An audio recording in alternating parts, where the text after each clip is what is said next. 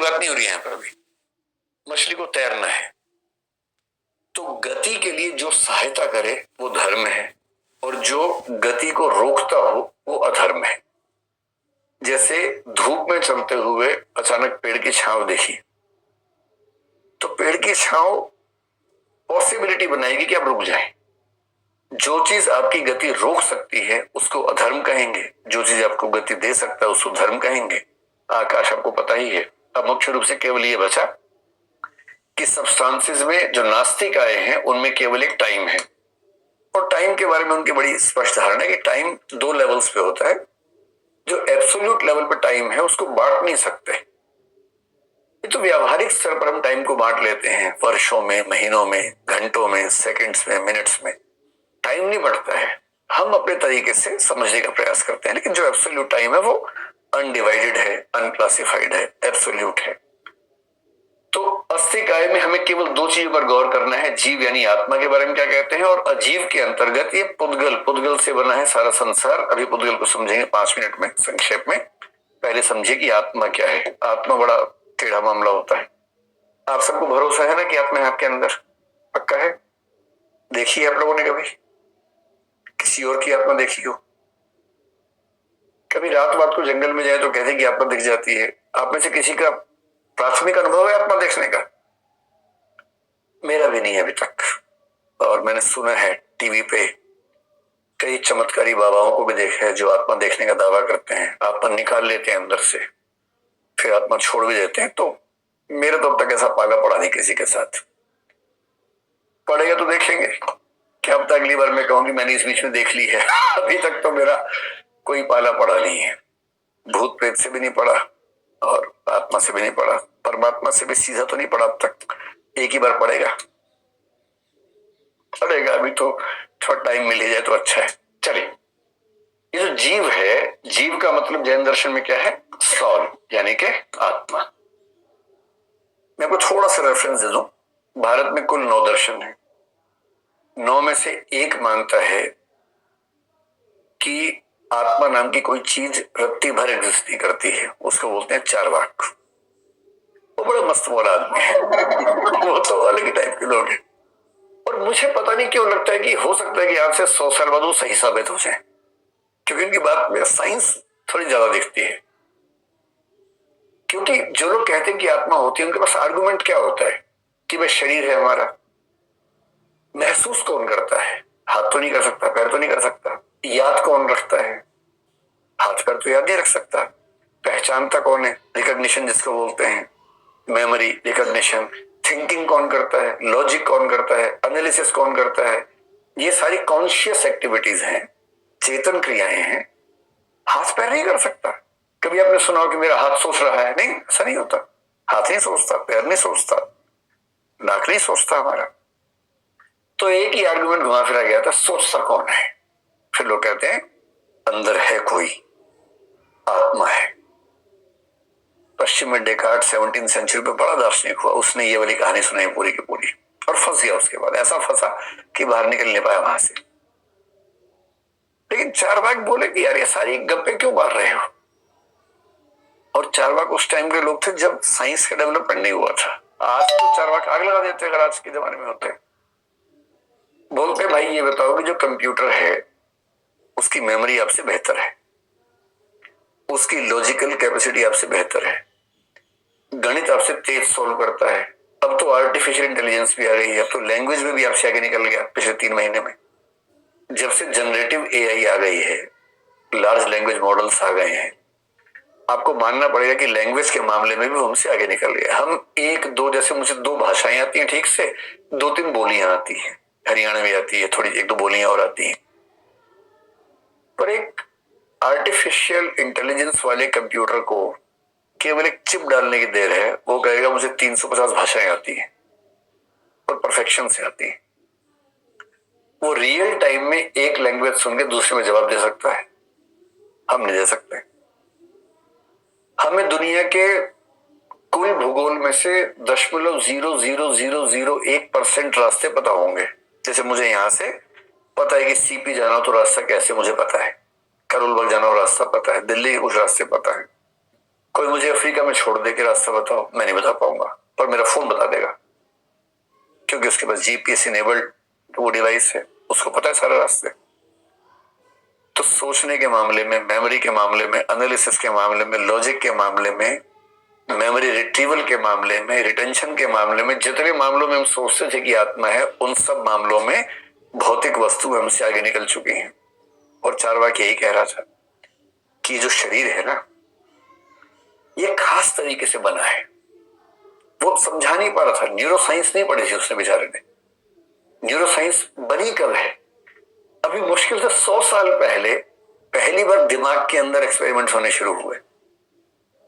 और कायदे से तो ये सारी जो झगड़ा है मुश्किल से पिछले 60 साल का है, जब हमने ईईजी जैसे एक्सपेरिमेंट्स किए, इलेक्ट्रोएन्सेफेलोग्राफ करना शुरू किया, दिमाग के ऊपर इलेक्ट्रोड्स लगा के अंदर की जो इंपल्सेस हैं, जो इलेक्ट्रिकल इंपल्सेस हैं, उनको स्टडी किया, और हम समझ पा रहे हैं कि जब मैं इमोशनल होता हूं तो मेरी खोपड़ी के कौन से हिस्से में ज्यादा वाइब्रेशंस होते हैं, और जब मैं सोचता हूं तो खोपड़ी के कौन से हिस्से में ज्यादा उस समय इंपल्सेस आती हैं। और आजकल कई लोग कहने लग गए हैं कि सोचना, महसूस करना, ये सब जो है खोपड़ी के, दिमाग के, ब्रेन के अलग अलग हिस्सों के इलेक्ट्रिकल एक्टिविटीज हैं, उससे ज्यादा कुछ नहीं है। ये कहते हैं, अभी साबित नहीं हुआ कुछ भी। अभी डिबेट है, कॉन्शियसनेस के बारे में बहुत डिबेट है। अभी कहीं मौका मिलेगा तो उससे हम बात करेंगे। उस पर मैंने अभी इस बीच में बहुत सारी किताबें मंगवा ली हैं, आजकल पढ़ रहा हूं उन सबको, साइंस की भी और जो नए एक्सपेरिमेंट्स हैं न्यूरो साइंस के, वो भी। कुछ क्लैरिटी नहीं है अभी तक, पर चार्वाक कहना यह चाह रहा है कि जैसे कंप्यूटर है वैसे हमारा शरीर है, जैसे कंप्यूटर के अंदर सॉफ्टवेयर है, हमारे अंदर भी सॉफ्टवेयर है। और एक सिंपल तरीके से उसकी भाषा में न्यूरो साइंस इंपल्सेस वो नहीं आ रहा, पर वो कह ही रहा है कि शरीर के अंदर कुछ क्रियाएं इस तरह से होती है कि चेतना या चिंतन अपने आप पैदा हो जाता है। बुद्ध कह रहे हैं कि ना, आत्मा तो नहीं है, बुद्ध भी कह रहे हैं आत्मा नहीं है, पर वो कह रहे हैं कि चेतना एक नदी की तरह है, एक रिवर की तरह फ्लो करती है, और उसी फ्लो करने में जैसे पानी की एक बूंद अगले बूंद को रिप्लेस करती है, अगली बूंद अगले को रिप्लेस करती है, हर क्षण रिप्लेसमेंट हो रहा है। नदी कोई वस्तु थोड़ा है।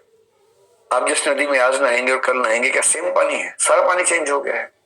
ऐसी चेतना है, चेंज होता जा रहा है, पर एक कॉन्टिन्यूटी बनी हुई है। जैसे समाज में हर 100 साल में सब लोग मर जाते हैं, पर समाज बना हुआ है, ठीक वैसे चेतना है, हम उसको गलती से आत्मा कह देते हैं। बाकी सातों दार्शनिक आत्मा को मानते हैं, जैन भी उनमें से एक है, तो आत्मा को मानते हैं। ये मानते हैं कि आत्मा है और बहुत सारी आत्माएं हैं, हम सबके पास एक एक आत्मा है, सीधी सी बात है। एक से ज्यादा भी हो सकती है वैसे। कभी आपने सुना कि उसके अंदर 3 आत्माएं हैं? एक ही है ना आमतौर पर, जनरली हम सब पास। लेकिन अभी इन प्रिंसिपल एक से ज्यादा आत्माएं साबित होने वाली है, इन प्रिंसिपल, प्रैक्टिकली नहीं। तो कहते हैं कि अनेक, जैसे अनेकांतवाद का मतलब तो है कि अनेक मतलब पक्ष है, अनेकात्मवाद का मतलब होता है कि आत्माएं अनेक है। तो जैन लोग अनेकात्मवादी है, अनेक जीववादी है कि बहुत सारी आत्माएं। फिर एक सवाल और आता है कि आत्मा में जो चेतना है, चेतना यानी कॉन्शियसनेस, कॉन्शियसनेस यानी ये क्वालिटी कि हम फील कर सकते हैं, सोच सकते हैं, महसूस कर सकते हैं, इसको बोलते हैं चेतना। ये कॉन्शियसनेस कहां से आती है आत्मा के अंदर? 2 तरीके हो सकते हैं, 3 तरीके होते हैं दरअसल। कुछ लोग कहते हैं कि आत्मा और कॉन्शियसनेस एक ही चीज है। आत्मा में कॉन्शियसनेस नहीं है, कॉन्शियसनेस आत्मा में नहीं है, कॉन्शियसनेस ही आत्मा है, जैसे शंकराचार्य ऐसा मानते हैं। कुछ कहते हैं कि आत्मा एक चीज है, उसके अंदर कॉन्शियसनेस हमेशा रहती है। आपको ध्यान है, गुण पर्यायवत द्रव्यम, जो मैंने कहा था, कुछ चीजें नित्य हैं, कुछ अनित्य हैं, कुछ हमेशा रहती हैं, कुछ आती जाती रहती हैं। तो कुछ लोग मानते हैं कि आत्मा एक वस्तु है, आत्मा में चेतना हमेशा रहती है, चेतना के बिना आत्मा एग्जिस्ट कर ही नहीं सकती है, आत्मा में हमेशा चेतना है, जैसे जैन लोग कहते हैं। और एक तीसरा भी है, जैसे न्याय वैशेषिक है, वो क्या बोलते हैं, आत्मा है, चेतना उसमें नहीं होती है, चेतना एक समय के बाद डेवलप होती है। जैसे जब आप पैदा हुए थे उस समय मुंह, नाक, कान लेके पैदा हुए होंगे, पर मूछें नहीं थी उस समय किसी की, है ना, जो लड़कों की बात कर रहा हूं। मूछ उम्र के साथ आती है, दाढ़ी उम्र के साथ आती है। क्या किसी बच्चे को देख के कोई बोलते कि अरे तो उसकी मूछ ही नहीं है, तो लड़का ही नहीं? ऐसा सुना आपने कभी? क्योंकि सबको पता है कि जब पैदा हुआ है तो मूछ है नहीं, आएगी समय के साथ। जब उम्र आएगी, प्यूबर्टी आएगी, तो उसके बाद मूछ आएगी, दाढ़ी आएगी, इसमें क्या दिक्कत है? इसको बोलते हैं आगंतुक धर्म, समय के साथ आने वाली चीज। न्याय दर्शन बोलता है कि आत्मा तो शुरू से है, पर चेतना उसमें एक समय के बाद आती है, और मोक्ष में भी चेतना नहीं होती, केवल आत्मा रह जाती है। पत्थर जैसा उनका कंसेप्ट आत्मा का है। तो जैन फिलोसफी ये कह रही है कि जो चेतना है ये इसका नित्य लक्षण है, यानी कि गुण है, पर्याय नहीं है, हमेशा चेतना रहती है। और ये लोग शंकराचार्य से मिलती जुलती बात यहां पर कहते हैं। शंकराचार्य ने कहा मोक्ष कोई नई चीज नहीं है, पहले से है, बस पर्दा हटा देना है। ये जैन कहते हैं जो जीव है इसमें चार चीजें अनंत मात्रा में होती हैं। इन चार चीजों के समुच्चय को बोलते हैं अनंत चतुष्टय। अनंत मात्रा में चार चीजें हमारी आत्मा में अनंत मात्रा में चार चीजें हमारी आत्मा में हैं, शुरू से ही है, हमेशा है। क्या क्या है वो? उसमें से एक है अनंत ज्ञान। सोचिए, सारा ज्ञान पहले से है, तो मैं आपको क्या बता रहा हूं, ये आपके अंदर पहले से है, बस पर्दा पड़ा हुआ है। मैं थोड़ा सा पर्दा हटा रहा हूं, इतना सा। किसी दिन पूरा हट गया अगर पर्दा, तो फिर आप केवली हो जाएंगे। केवली कौन है समझते हैं? केवली वो है जो ब्रह्मांड की हर वस्तु को संपूर्णता में जानता है, कोई लिमिट नहीं है इसके ज्ञान की। वो अनंत आनंद है, अनंत शक्ति है, अनंत दर्शन है। ये चार चीजें मिला के कहलाती है अनंत चतुष्टय। हम सबकी आत्मा में चार चीजें हमेशा से हैं। यहां दर्शन आप सोचेंगे क्या है? दर्शन का मतलब है श्रद्धा से। जैन दर्शन में दर्शन शब्द का मतलब है फेथ, श्रद्धा, डिवोशन। तो absolute knowledge, absolute power, absolute bliss.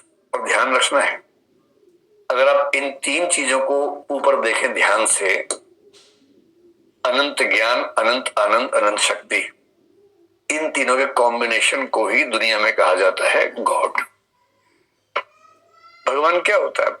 पर ईश्वर की परिभाषा देख लीजिए, जिसकी शक्ति अनंत हो, कुछ भी कर सकता है, ओमनिपोटेंट। ओमनिपोटेंट के लिए क्या शब्द है? जो कुछ भी कर सकता है, सर्वशक्तिमान। दूसरा क्या होता है? सर्वज्ञ। सर्वज्ञ का मतलब ओमनिशिएंट, अनंत ज्ञान जिसके पास अनंत शक्ति है, अनंत ज्ञान है, अनंत आनंद है, इतना ब्लिस में है, उससे किस चीज की कमी है? हम सब बोलते हैं शाम को, अरे यार बोर हो रहे हैं, खालीपन सा है। भगवान बोर होता होगा कभी? वो तो इतना ब्लिस किस स्टेट में है कि बोरियत होने का मतलब ही नहीं, क्योंकि वो अनंत आनंद में। जो तीन लक्षण भगवान के माने गए हैं, वो 3+1 जैन दर्शन हर आत्मा के अंदर डाल देता है। बस ये है कि पर्दा सा पड़ा होता है, जिसको बंधन कहते हैं। उस बंधन के वजह से हमें पता नहीं होता, लेकिन हर जीव के अंदर अनंत चतुष्टय है। इसके बाद जैन दर्शन ने एक ऐसी बात कह दी है जो थोड़ी सी विवादास्पद है। यहां जो मैंने कहा था चेतना वाली बात, ये वही है, चैतन्य लक्षणों जीव। जीव का लक्षण है चैतन्य, उसमें तो चैतन्य होता ही होता है।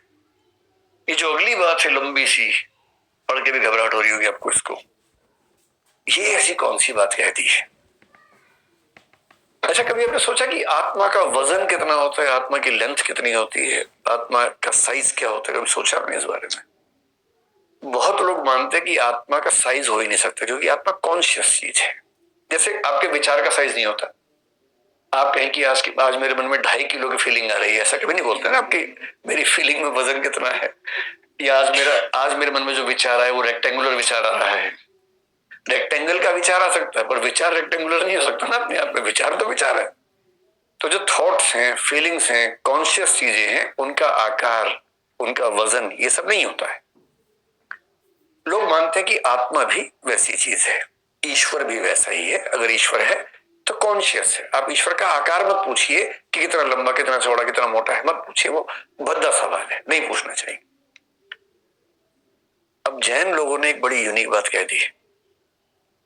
एक बार शंकराचार्य से पूछा गया कि भाई आत्मा का साइज क्या है? बोले अरे पागल, ब्रह्म ही आत्मा है। एक ही ब्रह्म है। शंकर ये नहीं मानते कि हम सबकी आत्माएं अलग अलग हैं, एक ही आत्मा है बस। हम सब तो भ्रांति के शिकार हैं। एक ही आत्मा है, वही ब्रह्म है, उसकी कोई लिमिट नहीं है, एब्सोल्यूट है। इसको बोलते हैं विभु परिमाणवाद, कि आत्मा जो है किसी भी लिमिट से परे, एब्सोल्यूट इस आकार की आत्मा है।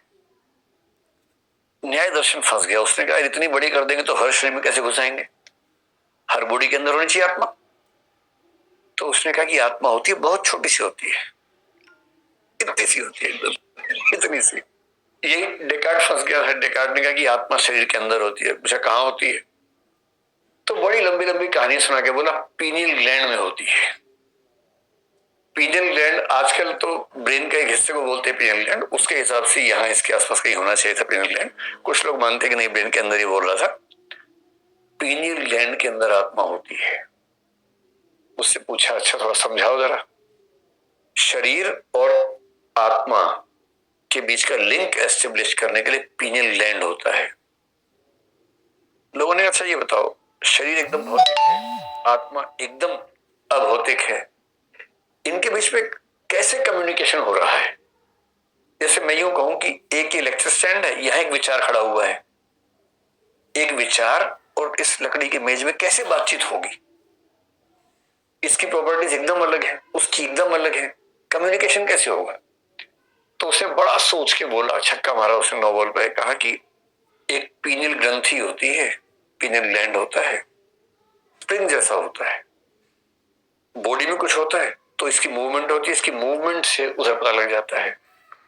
आत्मा में कुछ होता है तो ये मूव करती है, उससे बॉडी को पता लग जाता है। लोगों ने कहा वाह डेकार्ट वाह, क्या बताया है, कमाल ही कर दिया। बस एक बात और बता दो कि ये जो पीनियल ग्लैंड है ये भौतिक है कि चेतन है? और बात आ गई ग्राउंड जीरो पे, क्योंकि इसका कोई जवाब नहीं। अगर ये भौतिक है तो समस्या वहीं की वहीं है, चेतन है तो भी समस्या वहीं की वहीं है, कनेक्शन कैसे होगा?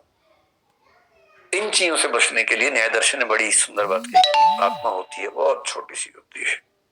तो लोगों ने कहा फिर ये बताओ कि हाथ में चोट होती है तो फीलिंग कैसे आती है? बोले जैसे दीपक छोटा सा होता है पर प्रकाश हर जगह फैल जाता है, ठीक वैसे ही आत्मा छोटी सी होती है किंतु उससे चेतना पूरे शरीर में व्याप्त हो जाती है।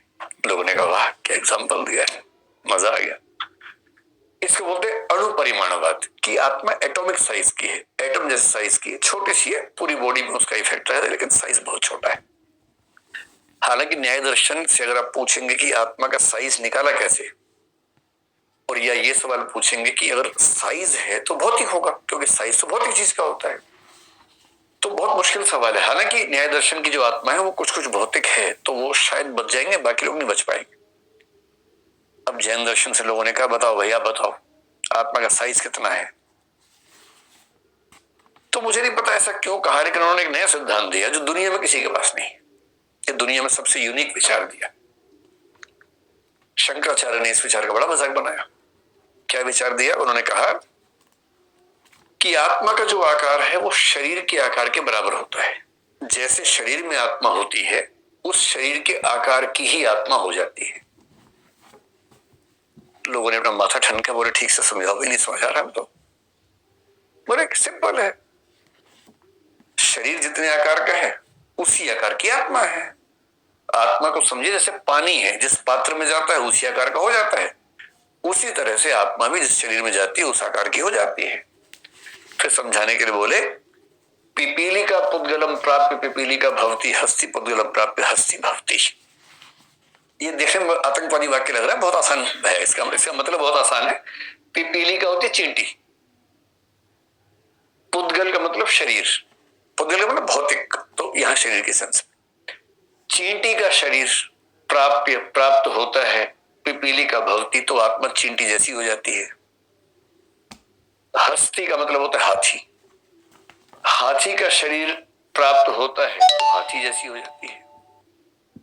तो जो आत्मा है, आत्मा का साइज उस शरीर के साइज के मुताबिक एडजस्ट होता है जिस शरीर में वो होती है। तो लोगों ने बड़ा मजाक बनाया, बोले अच्छा इसका मतलब अगर कोई बच्चा मोटा हो जाए खा खा के उसकी आत्मा बढ़ती जा रही है, इसका मतलब तो अगर अगर शरीर से आत्मा ऐसे बढ़ेगी और इसका मतलब जब बच्चा बड़ा हो तो उसकी आत्मा भी बढ़ रही है साथ साथ। तो जैन दर्शन के लोगों ने कहा भैया थोड़ा ठीक से समझो, ये मजाक नहीं है।